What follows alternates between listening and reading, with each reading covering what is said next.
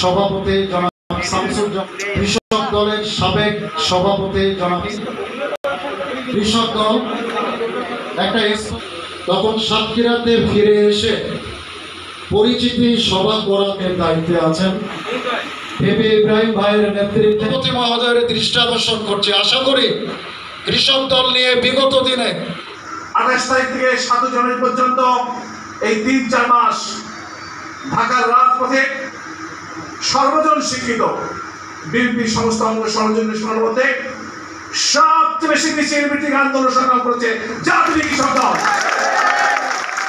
সেই স্মৃতিচারণ শুধু নয়, তার নীতি নৈতিকতা, তার আদর্শকে ধারণ করে যদি আমরা সেই ইতিহাস বর্ণনা করি তাহলে এটা সময় অভূত লেগে যায়। আমাদের যুগ্ম আহ্বায়ক সিনিয়র যুগ্ম আলী যে কথা বলেছেন, আলীর কথাও আমি একমত।